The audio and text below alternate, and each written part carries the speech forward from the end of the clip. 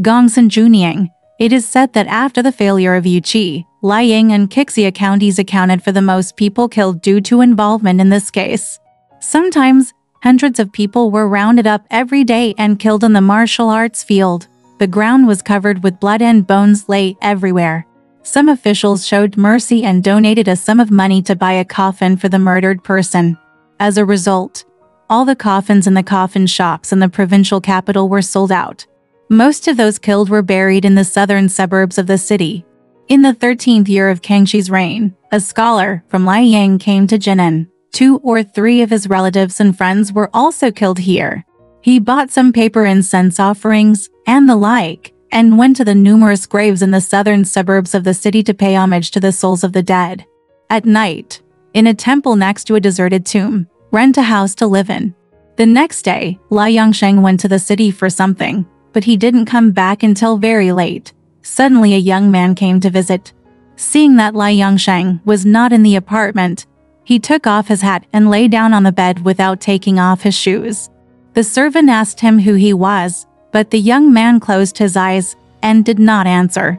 When Liaozhai returned to the temple, it was already very late. The night was hazy, and nothing could be seen clearly. He went to the bedside to ask in person. The young man stared at him and said, "I'm waiting for your master. Why are you nagging and asking questions?" "Am I a thief?" Liaozhai smiled and said, "The master is here." Here, after hearing this, the young man stood up quickly, put on his hat and straightened his clothes, bowed to Liaozhai, sat down and exchanged polite greetings with Liaozhai. His accent sounded like he had known him before. He hurriedly called the servant to bring a light, and when he saw it, it turned out to be Jiuniang, a friend from the same hometown. He was also killed because of the July 1st case. Liaozhai was so shocked that he couldn't help but backed up and turned around to leave. Jiuniang pulled him forward and said, "I have a literary acquaintance with you. Why are you so unkind? Although I have become a ghost, my friendship as a friend has never been forgotten. I hope you will not offend me now. You are suspicious if you think I am a ghost." Liaozhai sat down and asked him what he had to say. Jiuniang said, "Your niece lives alone and is not married yet. I really want to find a wife. Several times I asked someone to propose to me, but she always declined because she had no elder to make the decision. I hope I can get your help to make this happen." It's done. It turns out that Liaozhai did have a niece who lost her mother when she was young and was fostered in Liaozhai's family. She returned to her father when she was 15 years old, and was later arrested by officers and soldiers and taken to Jinan. When she heard the news of her father's tragic death, she was frightened and grieved, and died soon after. Liaozhai listened to Jiuniang's request and said, "She has her own father to make the decision. What should she ask me to do?" Jiuniang said, "Her father's coffin was moved away by his nephew and is no longer here." Liaozhai asked again, "Who did she rely on in the past?" Jiuniang said, "Living with an old lady from the neighbor." Liaozhai thought privately, "How can a living person be a matchmaker for ghosts?" Jiuniang said, "If you agree, I have to ask you to come." After saying that, he stood up and took Liaozhai's hand. Liaozhai firmly refused and said, "Where are you going?" Jiuniang said, "Just come with me." Liaozhai had no choice but to follow him reluctantly. About a mile to the north, there was a large village with hundreds of households. When he reached a house, Jiuniang stopped and knocked on the door. Immediately an old lady came out, opened the 2 doors, and asked Jiuniang what happened. Jiuniang said, "Please tell the girl that her uncle is here." The old lady went in, came out after a while, invited Liaozhai in, turned around and said to Jiuniang, "The 2 rooms are too narrow, and the young master is here. Wait outside the door for a moment." Liaozhai followed the old lady in and saw 2 huts in a half-acre desolate courtyard. The niece cried at the door, and Liaozhai also cried. Walking into the house, "The light is dim. I saw that my niece was as beautiful and fair as when she was alive." She looked at her uncle with tears in her eyes, and asked how were her aunt and uncle at home. Liaozhai said, "Everyone is fine, but your aunt has passed away." After hearing this, the niece began to cry again and said, "The child has been raised by his uncle and aunt since he was a child, and he has not been able to repay any kindness. He did not expect that he would be buried first, in the ditch. People feel resentful.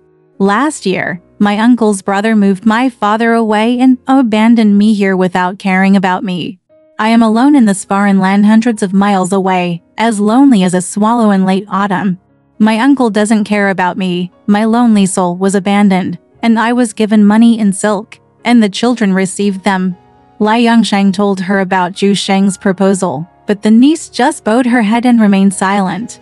The old lady sat at the side. Master Zhu has asked old Mrs. Yang to come here 3 or 5 times before. I also think this is a good marriage, but the girl herself always refuses to accept it casually. Today, my uncle is the one who makes the decision. I'm satisfied. While they were talking, a girl of 17 or 18 years old opened the door and came in, followed by a maid. The girl caught a glimpse of Liaozhai and turned to leave. The niece grabbed her by the skirt and said, "No need to pretend. He is my uncle, not an outsider." Liaozhai bowed and saluted, and the girl straightened her clothes in return. The niece introduced. Her name is Jiuniang. Her surname is Gongsun, and she is from Qixia County. Her father is also a child of an aristocratic family. Later, he declined, and now he has become so poor and miserable. He is lonely and unhappy in everything. We are very close, often come and go. While talking, Liaozhai peeked at Jiuniang and saw that when she smiled, her eyebrows curled like the crescent moon in autumn. When she was shy, her cheeks were like the blushing morning glow. She was really a fairy in the sky, Liaozhai said. You can see that she is a lady. How can a girl from a small family have such good manners? The niece said. And she is a female bachelor. She is very accomplished in poetry. Yesterday she gave me some advice. Jiuniang, she smiled and said, "Little girl, you ruined other people's reputations for no reason and made uncle laugh." The niece smiled again and said, "My aunt is dead and my uncle has not remarried. Are you satisfied with this little lady?" Mother ran out with a smile and said, "This girl is crazy." Although this was a joke, Liaozhai had a good impression of Jiuniang in his heart. The niece seemed to be aware of it, so she said, "Jiuniang's talent and beauty are unparalleled in the world. If my uncle doesn't think that she is a ghost underground, I will talk to her mother." Liaozhai was very happy, but he always had doubts in his heart. "It is difficult for ghosts to get married," the niece explained.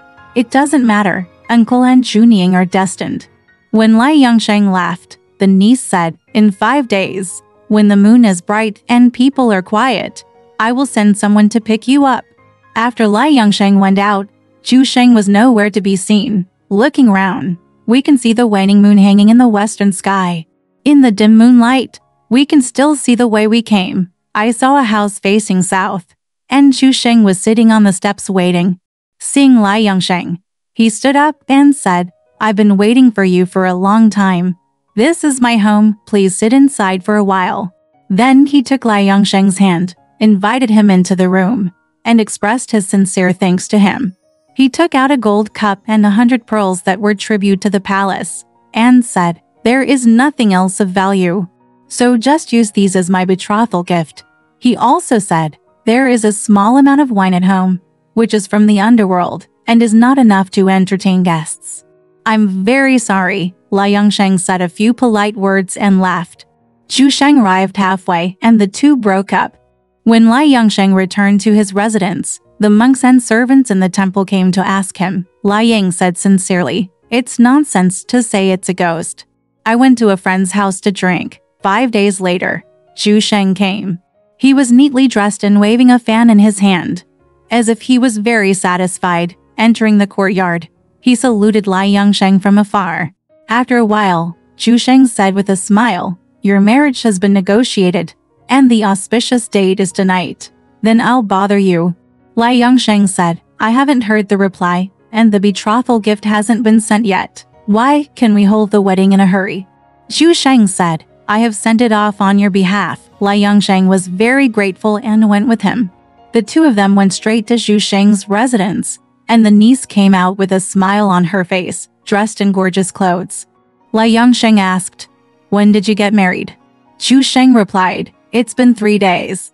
Liaozhai gave the pearls presented by Zhu Sheng to his niece as a dowry, but the niece refused again and again before accepting. The niece said to Liaozhai, "My child told Mrs. Gongsun what my uncle meant.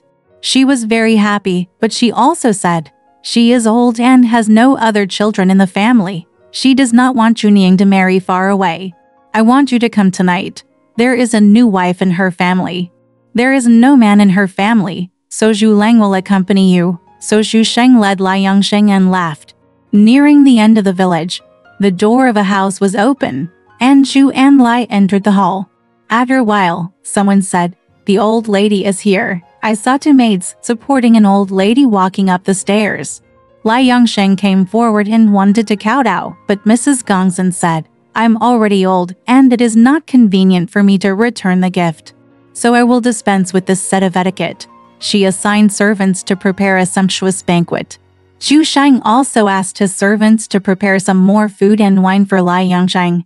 The dishes displayed at the banquet are no different from those in this world. It's just that the host pours and drinks by himself and never persuades the guests. After a while, the banquet broke up, and Zhu Sheng said goodbye and went back. A little maid led the way for Liaozhai. Entering the bridal chamber, I saw red candles shining brightly, and Jiuniang dressed in gorgeous clothes, waiting attentively. When the two met, they had a profound friendship, the most intimate feeling in the world. Initially, Jiuniang and her son were captured and planned to be escorted to the capital. When he arrived in Jinan, his mother could not bear the mistreatment and died. Jiuniang also committed suicide in grief and anger. Jiuniang and Liaozhai talked about the past on the pillow mat. They cried so hard that they couldn't fall asleep, so they recited 2 quatrains. In the past, the clothes turned into dust, and the karma of the past was forgotten. The dew in the cold maple forest for 10 years, the moon in the cold maple forest. At the beginning of this night it's spring in the painting pavilion. The poplars are surrounded by wind and rain around the solitary grave. Who wants the balcony to be covered with clouds? Suddenly I opened the gold box and looked inside. It was as bloody as staining the old skirt. It was about to dawn. Jiuniang urged Liaozhai and said, "You should leave here. Be careful not to disturb the servants." From then on, Liaozhai came before dark and left just after dawn. The two were deeply in love. One night, Liaozhai asked Jiuniang, "What is the name of this village?" Jiuniang said, "It's called Liaozhai, because there are mostly new ghosts from Liang and Qixia counties who were just buried here. It was named this." After hearing this, Liaozhai sighed. Jiuniang said sadly, "I am a ghost soul thousands of miles away, drifting in the bottomless abyss of Basel. Mother and son are alone, which is sad to say. I hope you can remember the kindness of husband and wife and collect my bones. Move your burial back to the cemetery of your ancestors so that I can have someone to rely on 100 years later. And then I will die without hatred." Liaozhai agreed. Jiuniang said, "Humans and ghosts are not the same. It is not suitable for you to stay here for a long time." She took out a pair of socks and gave them to Liaozhai, urging him to leave with tears. Liang walked out sadly, feeling sad, lost, melancholy and uneasy, and couldn't bear to go back. When passing by Zhu Sheng's door, he knocked on Zhu Sheng's door. Zhu Sheng came out barefoot and met Liaozhai. The niece also got up. Her hair was fluffy, and she asked in surprise what was going on. Liang was melancholy for a while and then repeated what Jiuniang said. After hearing this, the niece said, "Even if my aunt hadn't said this, I would have been thinking about it day and night. This is not the human world, and it is indeed inappropriate to live there for a long time." So everyone wept relative to each other, and Liaozhai left with tears in his eyes. Back at his apartment, Liaozhai tossed and turned and could not fall asleep until dawn. "I want to find Jiuniang's grave. But when I left, I forgot to ask about the tomb mark. When it got dark, I saw so many barren graves and so many bushes that I lost my way to Liaozhai, so I had to lament and go back." Opening the luo socks given by Jiuniang, the luo socks shattered into pieces when exposed to the wind like burnt paper ashes. So Liaozhai dressed up and returned eastward. Half a year later, Liaozhai could never forget this incident and came to Jinan again, hoping to have another chance to meet Jiuniang. When he arrived at the southern suburbs, it was getting late. He parked his carriage under the trees of the monastery and hurried to the cemetery. I saw countless barren graves connected thousands of times, thorns and grass, the flickering willow, the wisps and the eerie croaking of foxes, which made people frightened. Liaozhai returned to his apartment in a panic. This time, the interest in visiting Jiuniang completely disappeared, and he immediately returned to the east. After walking about a mile, I saw a girl walking alone among the high and low tombs in the distance. Judging from the body and expression, she looks very much like Jiuniang. Liaozhai rushed to catch up with his whip, and when he saw it, it turned out to be Jiuniang. Liaozhai jumped off his horse and wanted to talk to her, but the girl walked away, as if he had never known her before. When Liaozhai caught up again, the girl had an angry look on her face and raised her sleeves to cover her face. Liaozhai shouted, "Jiuniang, Jiuniang!" The girl disappeared like a puff of smoke. Alright, this story has come to an end. If you liked it, please give it a thumbs up. Thank you.